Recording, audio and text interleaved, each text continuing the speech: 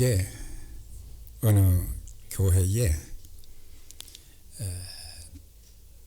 주일 저녁 예배를 헌신 예배로 드릴 것이니 이렇게 많이 주변에 이야기하셔서 많은 분들이 참여할 수 있도록 해달라는 목사님의 광고가 있었는데, 참 많은 사람들이 참석을 했는데 그 교회의 참석자 중에 부인은 교회 생활을 참 성실하게 열심히 잘 하는데 남편은 예수 믿지 않고 교회에 전혀 출석을 하지 않는 그런 남편이 있었는데, 특별히 또한 외부 강사가 온다니까 남편에게 오늘만큼만 이렇게 교회 좀 같이 나가면 좋겠습니다. 부인이 남편에게 하도 간청을 하니까 그러면 한번 가겠다 그래가지고 예배에 같이 참석을 했습니다. 강사로 오신 목사님이 설교를 다 한 후에 초청을 했어요. 미국 교회는 초청을 많이 하지만 한국 교회는 그게 좀 별로 많지 않지만은, 여러분들 중에 오늘 말씀을 듣고 예수님을 구세주와 주님으로 영접하기를 원하시는 분들은 이 강단 앞으로 좀 이렇게 나와 주시면 좋겠습니다. 그래서 이제 사람들이 쭉 나오는데 이 부인이 예수 믿지 않는 남편에게, 여보 당신도 좀 앞으로 나가서 나도 오늘 밤 예수 영접하겠다, 예수 믿겠다, 그렇게 좀 이렇게 결단하고 기도 받으면 좋겠다. 그랬더니 남편이 꼼짝을 안 하는 게, 들은 척도 안 하고 꼼짝도 안 하고, 다시 한번 옆에다 대고 속삭이면서 빨리 나가세요. 다른 분들 다 나왔잖아요. 당신도 빨리 좀 나가세요. 그래도 남편은 들은 척도 않고 의자에 딱 앉아 있는 거예요. 그렇게 해서 이제 예배가 끝이 났어요. 근데 이 부인이 좀 속이 상한 거예요. 이제 차를 타고 집에 돌아오면서, 여보 내 소원이 뭔지 아시잖아요. 당신이 예수님 믿고 이제 저와 같이 교회 출석하고 신앙생활하는 것입니다. 그래서 조금 당신한테 내가 실망했어요. 그래도 또 아무 얘기도 안 하는 거예요. 그래서 집에 딱 들어갔는데 남편이 이렇게 아내에게 이야기를 합니다. 당신은 오늘 나보고 앞에 나가서 예수님 영접하라 그렇게 강권을 했지만, 사실은 당신은 예수 믿는 그리스도인이지만 나는 예수 믿는 사람이 아니요. 나는 불신자요. 그런데 지금까지 결혼해서 살아오는 동안 당신과 나 사이에 차이점이 있다는 것을 전혀 발견하지 못했어. 당신이 예수 믿고 그렇게 열심히 교회 나가고 그러지만은 실제 집에 와서 생활하는 것을 보니까 당신하고 나하고 이렇게 예수 믿는 것 외에, 주일날 수요일날 교회 가는 것 외에 생활을 보면 당신하고 나하고 차이가 있는 것이 아무것도 없었지 않소. 그런데 내가 왜 꼭 그리스도인이 되어야만 합니까? 물론 그게 바른 말은 아니지만 생활이 조금 그렇게 아름답지 못해도 예수를 믿어야 구원받고 영생 얻고 천국 가지만, 그러나 중요한 것은 오늘날 그리스도인들의 숫자는 갈수록 많아져 가고 있지만은 그리스도인들이 세상에서 빛과 소금이 되지 못하고 덕이 되지 못하고 불신자들과 다른 삶의 모습, 그런 모습이 많이 보이지 않기 때문에 내가 왜 예수 믿어야 됩니까? 내가 왜 교회 가야 됩니까? 그렇게 또 이렇게 불평하며 말하는 사람들이 참 많이 있다고 하는 것입니다. 아마 우리 성도님들 가족들 중에는 다 예수를 믿는, 남편과 아내가 다 믿는 분들도 있지만 아마 그렇지 못한 분들도 계실 거예요. 예, 그런 분들에게 참 전도하고 싶은 마음이 있잖아요. 그 영혼들 구원받게 하고 싶은 마음, 영생복을 누리게 하고 싶은 그런 마음이 가족이니까 또 사랑하니까 있을 수는 있지만은, 그러나 가장 가까운 사람일수록 말로 전도하기가 참 힘들어요. 예.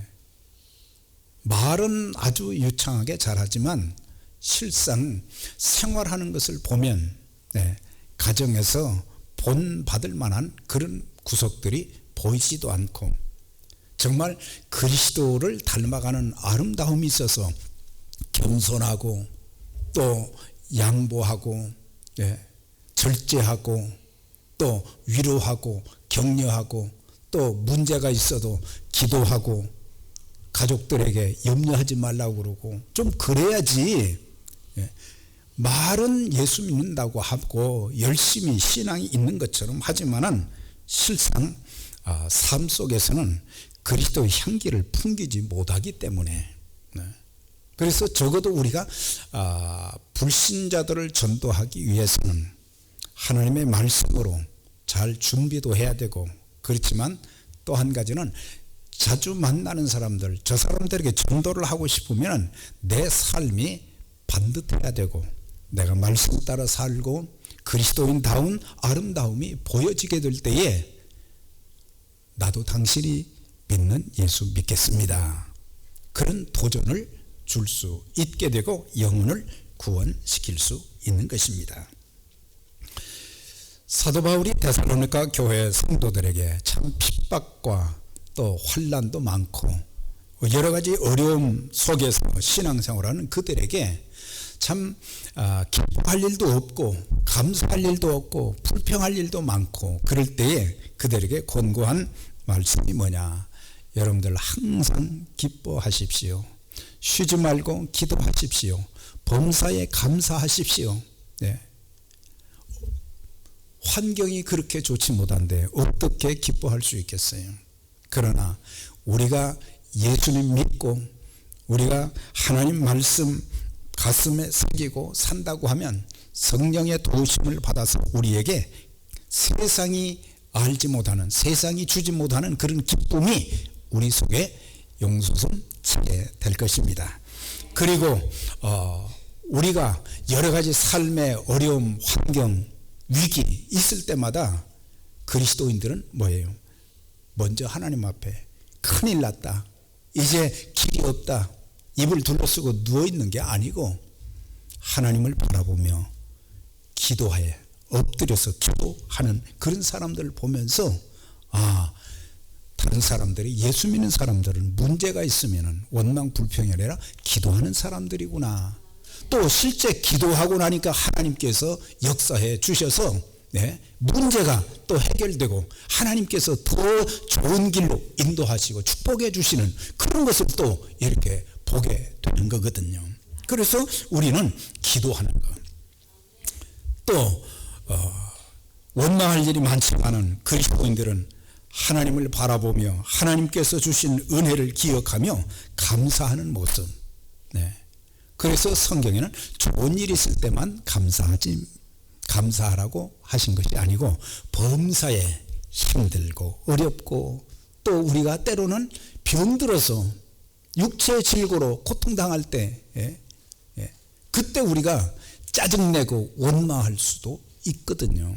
그런데 내가 병들었어도 하나님 앞에 감사하고, 하나님, 제가 육신적으로 이 고통을 통해서 예수님이 십자가 달려 고통당하신 그런 경험을 하게 하셨는데 하나님, 이제 예수의 보혈로 치유해 주시고 건강 주셔서 건강한 몸 주시면 제가 하나님을 위해서 이렇게 살겠습니다, 이렇게 참 섬기고 복음 전하는 일도 하겠습니다, 이런 걸 보면, 그러면서 하나님께서 또 여호와 라파의 하나님께서 또 치유해 주시기도 하시고, 그래서 하나님이 나를 이렇게 살려주셨습니다, 하나님 나를 이렇게 치료해 주셨습니다, 하나님이 나에게 이렇게 기쁨을 회복할 수 있게 해 주셨습니다, 다른 사람들에게 하나님의 행하신 일을 이렇게 증거할 수 있도록 도와주시니 또 감사합니다.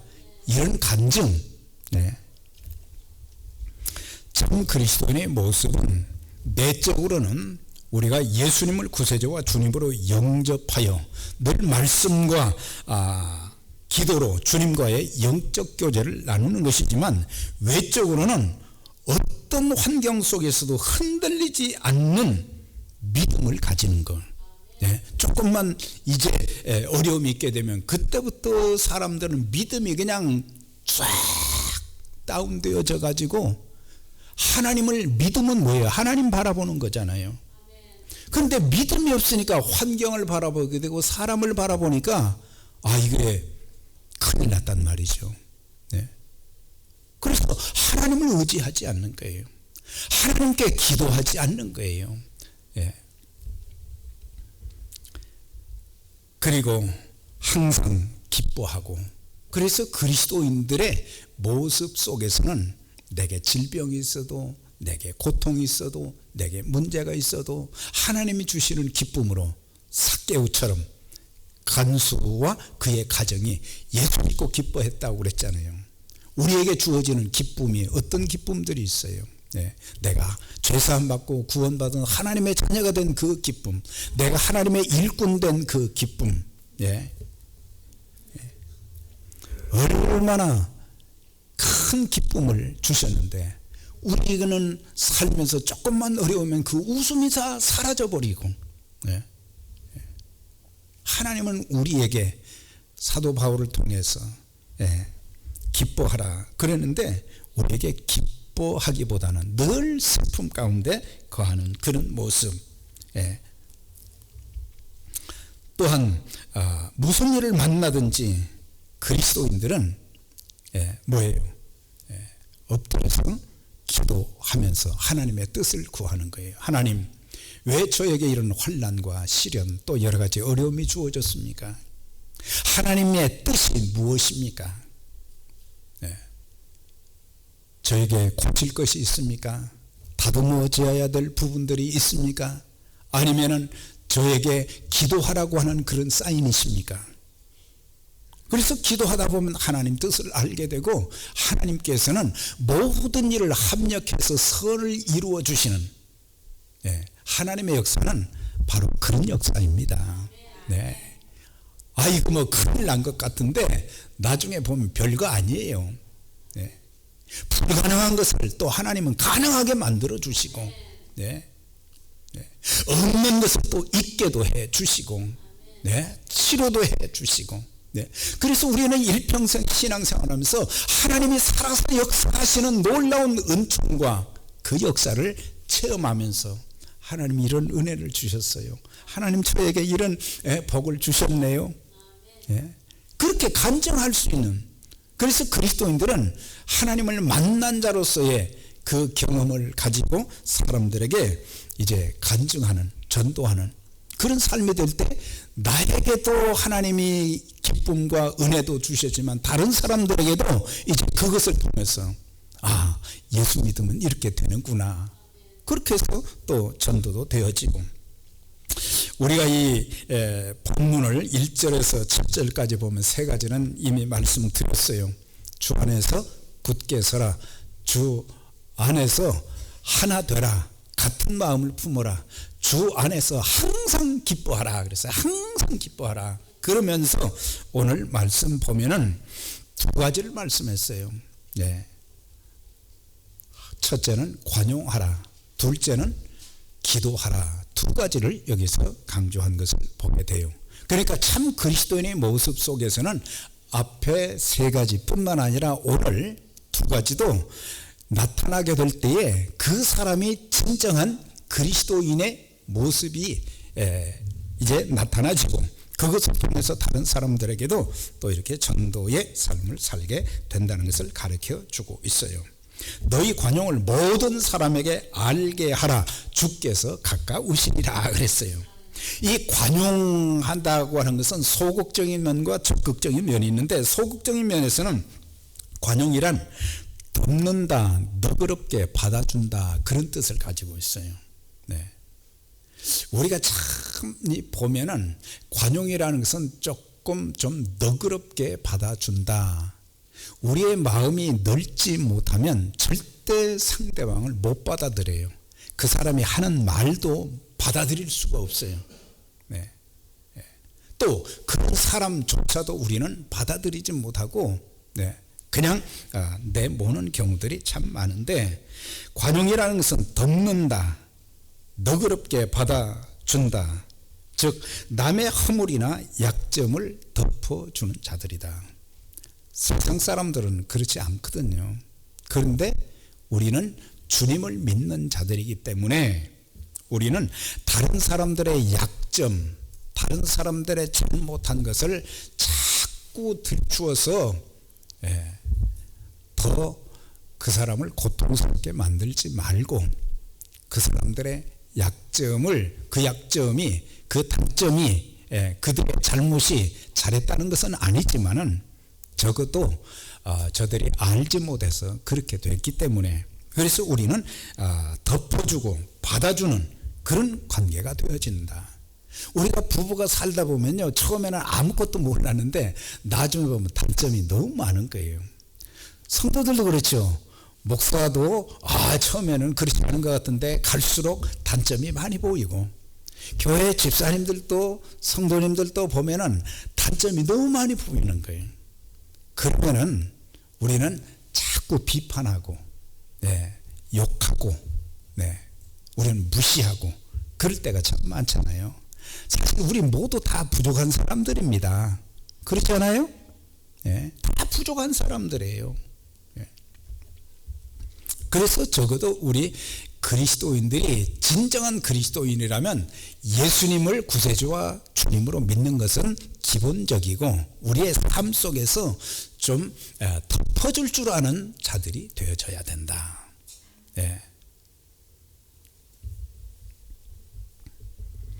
우리가 하나님 앞에 설 때에, 그리스도께서 이 땅의 영광 중에 재림하실 때에, 그때 우리가 주님 앞에 서게 될 것인데, 우리의 행위를 따라서 심판하신다고 하면 우리는 한 사람도 하나님 나라 못 들어가요.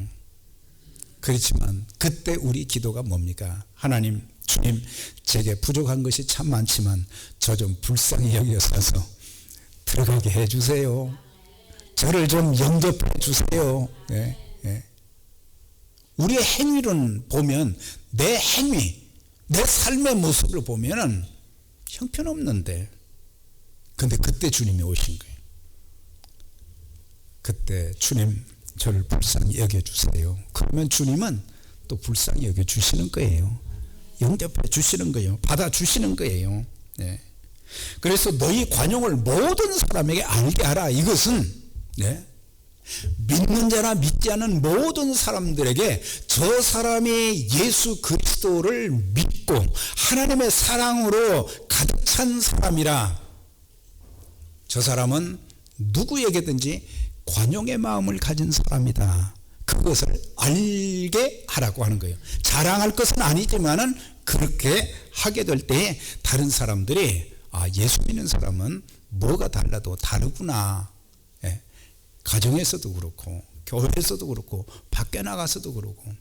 그래서 사람을 가장 많이 얻는 비결이 뭐냐? 관용하는 거예요. 받아주는 거예요.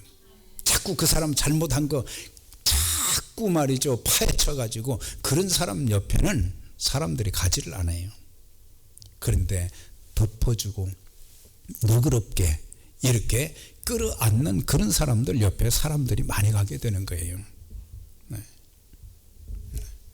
그래서 우리는 나와 가장 가까운 사람, 나와 잘 어울리는 사람들 뿐만 아니라 내게 상처를 입힌 사람들까지도 관용을 베풀어서 다른 사람들이 그 관용을 알게 하라. 그렇게 말씀해 주시는 거예요.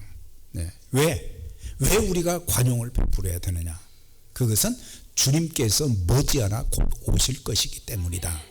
주님께서 오실 뿐만 아니라 우리가 언제 이 세상을 떠날지 우리는 알 수가 없어요. 그런데 내가 그 사람을 용서하지 않고 또 내가 잘못하는데 상대방에게 용서를 구하지 않고 세상 떠나버린다고 하면은 그건 참 불행한 일이거든요. 그래서 우리는 주님 앞에 설 때 내 인생의 마지막이 가까울수록 모든 관계가 잘 청산이 돼야 돼요. 하나님 앞에 바로 서지 못한 것, 사람들 앞에 바로 서지 못한 것, 직분자로서 하나님 앞에 더 잘하지 못한 것, 그런 것도 마지막 때가 되면은 하나님, 제 기력도 자꾸 쇠해가고 저에게 물질도 없고 그렇지만은 하나님, 제가 주님 사랑하는 마음은 주님 앞에 내가 죽음이 다가와도 그 사랑은 더욱더 뜨거워지게 해 주시고, 내가 할 수 없는 그런 상황이지만 제가 작은 것이라도 내가 주님과 교회를 섬길 수 있도록 하나님 도와주세요. 네. 우린 내 몸만 생각하면 아무것도 하지 못하잖아요. 하나님이 은혜 주시고 능력 주십니다. 네. 하나님이 능력 주셔서 일하게 하시는 것이지 내 힘으로 하려고 하면 오래 할 수가 없어요. 네. 그래서 적어도 그리스도인들은 관용의 사람들, 너그러운. 제가 성경을 이렇게 찾아보니까 고린도 교회 성도들이 참 바울을 비판하고 욕을 많이 했더라고요. 까닭 없이 잘못한 것도 없는데. 그래가지고 바울이 그 교회를, 자기가 개척한 교회를 가서 방문을 하려니까 못 오게 한 거예요. 그래서 너무 가슴이 아팠어요. 그러면서 고린도 후서를 쓰면서 내가 눈물로 여러분들에게 이 편지를 씁니다. 그렇게 하면서 여러분들, 고린도 교회 성도 여러분, 이제 저와 함께한 동역자들이 여러분들에 대해서 우리의 마음이 넓어졌습니다. 그러니 여러분들도 좀 마음을 넓혀주세요. 그런 내용이 나와요. 우리 예수 믿으니까, 성령님이 우리 안에 계시니까,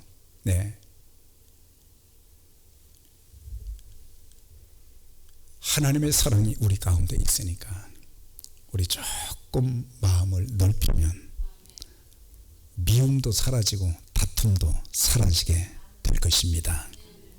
가정에서 화평하게 되고 기쁨이 있고 감사가 있고, 또 함께 손을 잡고 기도하는 가운데 하나님을 바라보면서 하나님께서 놀라운 일을 행하여 주실 그런 일들이 너무 많단 말이에요.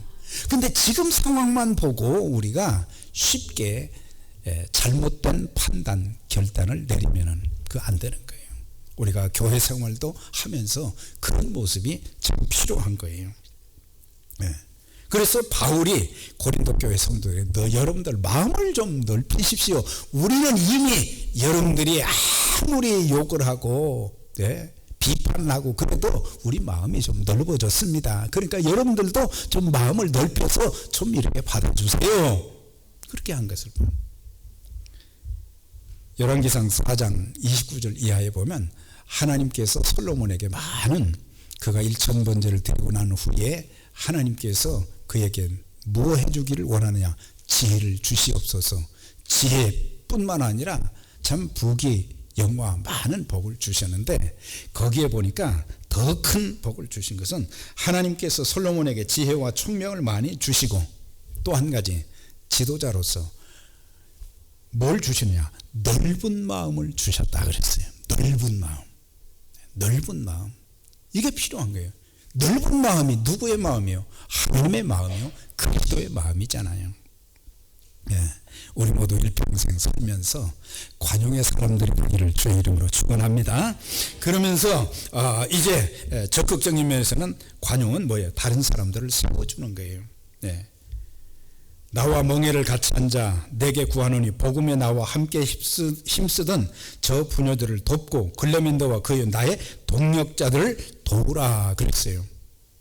그러니까 교회 리더십이나 또 다른 사람들 모두를 그들의 이름이 생명록에 기록된 같이 구원받은 사람들이기 때문에 그들을 도우라는 것은 그들을 도와서 그들이 일어날 수 있도록, 그들이 잘못된 것을 고치고 새로 설 수 있도록 돕는 자, 세워주는 자들이 되라, 그렇게 말씀하고 있어요. 그래서 관용의 사람들은 있는 사람들 넘어지게 만드는 자들이 아니라 도와주어서 세워주는 자들. 그러면서 또 한 가지는 기도하라는 그런 말씀. 아무것도 염려하지 말고 오직 모든 일에 기도와 간구로 너희 구할 것을 감사함으로 하나님께 아뢰라. 그러면 모든 지각에 뛰어난 하나님의 평강이 그리스도 예수 안에서 너희 마음과 생각을 지키시리라. 그러니까 아무것도 염려하지 말라고 그랬어요. 그러니까 예수 믿는 참 그리스도인의 모습은 똑같이 염려가 있지만 염려하지 않는다 말이에요. 염려 대신 뭐 하는 사람이에요? 기도하는 사람이에요. 참 이 가정생활 하다 보면 염려가 그냥 온 집안을 꽉 사로잡고 있고, 결국 믿음이 없는 사람들은, 기도하지 않은 사람들은 매일 염려하는 거예요. 문제에 대해서 자꾸 얘기하고. 그래서 염려하지 않는 모습을 보이는 것이 참 그리스도입니다. 왜? 전능하신 하나님. 우린 말은 말이죠, 하나님이 천지 만물을 창조하신 것을 믿으십니까? 그러면 아멘 다 한단 말이에요. 죽은 자를 살리신 것을, 나사로를 살리신 것을 믿습니까? 그러면 아멘 다 하잖아요. 그런데 그보다 아주 적은 문제가 있는데 그걸 염려하거든. 그냥 집안에서 뭐 이것도 그렇고 저것도 그렇고 염려가 많으니까, 그러니까 마음이 불안하고 안정이 안 되니까 자꾸 다투고 그럴 때가 많거든요. 여러분들 가정에서 이렇게 가족들끼리 다투면 안 돼요. 교회에서 성도들끼리 다투면 안 돼요. 다투는 것은 하나님을 바라보지 못하고 하나님을 의지하지 못하는 거예요. 가정에도 부족한 것이 많이 있을 수 있고, 교회 안에도 부족한 것이 많이 있을 수 있고, 문제가 있을 수도 있고, 그러나 우리가 예수 이름으로 기도하면 하나님이 응답해 주십니다. 하나님이 응답해 주시는 거예요. 목숨을 위하여 무엇을 먹을까 마실까 입을까 염려하지 말라. 이는 다 이방인들이 구하는 것이라. 이방인들, 불신자들이 늘 먹는 거 마시는 거 이런 거 염려하는데, 너희들은 그 사람들처럼 하지 말고, 그 사람들처럼 하지 말아라. 공중의 새를 보라. 심지도 않고 거두지도 않고 창고에 모아들이지도 아니하되 너희 천부께서 기르시나니 너희는 이것들보다 귀하지 아니하냐. 그러면서 너희는 먼저 그의 나라와 그의 의를 구하라. 그리하면 이 모든 것을 너희에게 더하시리라. 그렇게 말씀하셨어요. 하나님이 이렇게 은혜를 주시고 그러는데 우리는 염려하고 그러지 말라. 교회 생활을 열심히 하고 또 봉사를 많이 하는 분들이 가끔 이렇게 영적 무기력증에 빠지는 경우들이 있어요. 왜 그러냐? 뭐 열심히 일하는 것도 있지만은 이렇게 하다 보니까 어려움도 많고, 그러면 힘들고 어려울 때 하나님을 더 의지해야 되잖아요. 그런데 그렇지 못할 때가 너무 많다고 하는 거예요. 그래서 아무것도 염려하지 말라고 했는데, 염려가 없을 수는 없지만 염려를 계속한다는 것은 죄가 된다는 거예요. 왜 죄가 되냐? 하나님을 불신하는 것이니까. 하나님을 못 믿기 때문에 하나님께서 이 문제를 해결해 주실 것을 믿으면은 염려하지 않는데, 그렇지 못하니까 하나님이 이제 생각이 안 나는 거예요. 하나님이 안 보이는 거예요. 문제만 더 크게 보이는 거예요. 문제가 골리앗처럼 보이는 거예요. 다윗이 골리앗을 넘어뜨린 것은 하나님이 골리앗보다 더 크시다고 하는 것을 믿었기 때문에 물맷돌 그거 가지고 하나 가지고 물리칠 수 있었어요. 그래서 우리에게 염려가 계속되면은 하나님의 사랑과 염려도, 하나님의 사랑과 은혜도 잊어버리고 하나님 말씀도 안 들려요. 기도도 안 해요. 우리 모두 염려의 무력증, 불안증에서 예수의 이름으로 기도하면서 다 해방되시고 하나님의 능력으로 무장되시기를 주의 이름으로 축원합니다.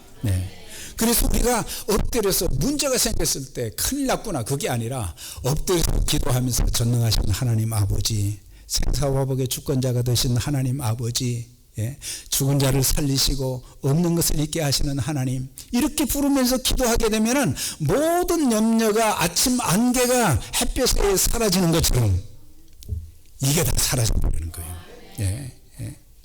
그러면서 너희 구할 것을 감사함으로 하나님께 아뢰라 그랬어요. 감사하면서 아뢰라 그랬어요. 염려가 있어도 첫째는 기도하라고 그랬어요. 염려 대신 기도하라고 그랬어요. 기도할 때 가장 강력한 능력 있는 기도는 어떤 기도냐? 감사 기도입니다. 하나님, 지금은 어렵지만 하나님께서 은혜 주셔서 더 감사할 조건을 만들어 주실 것을 확실히 믿습니다. 그렇게 하면은 하나님이 역사하시거든요. 다니엘이 그가 사자굴에 기도하다가 들어가게 됐잖아요. 이제 꼼짝없이 사자 밥이 될 수밖에 없는데 그가 하나님 앞에 무슨 기도를 했어요? 하루에 3번씩 창문을 내놓고 예루살렘에 향해서 기도하되 뭐예요? 감사하며 기도하였더라 그랬어요. 감사 기도했다 그랬어요.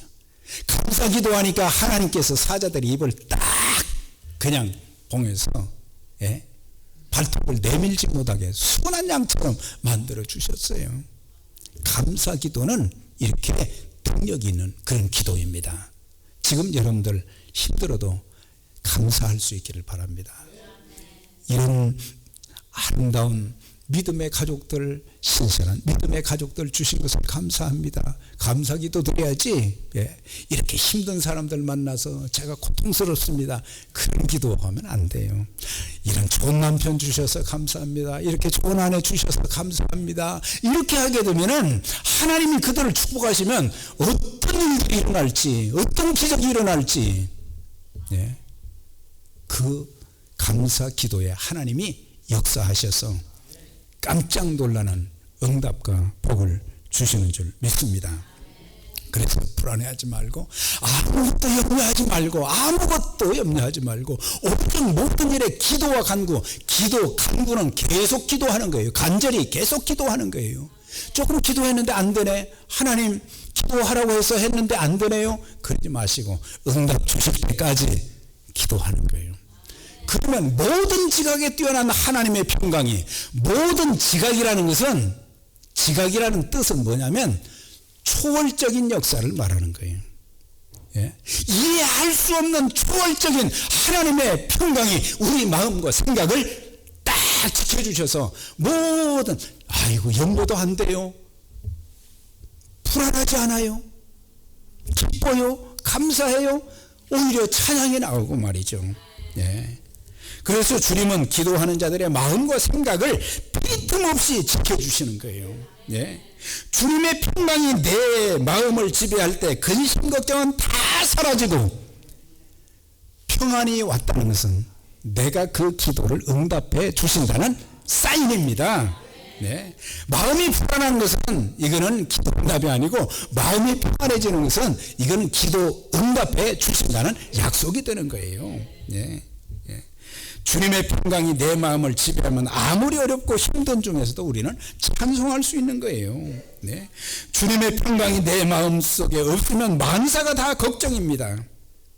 이제 우리 모두 염려 있는 거, 물질 문제도 있고, 자녀 문제도 있고, 건강 문제도 있고, 직장 문제도 있고, 우리의 모든 삶의 염려 있지만 우리 이제 기도하면서, 기도하는 가운데, 또 기도할 때 감사 기도하는 가운데 하나님의 평강이 여러분들의 마음을 딱 주장해 주시고 문제가 해결되는, 홍해바다가 갈라지는 그런 역사를 체험하는 저와 여러분들이 될 수 있기를 바랍니다.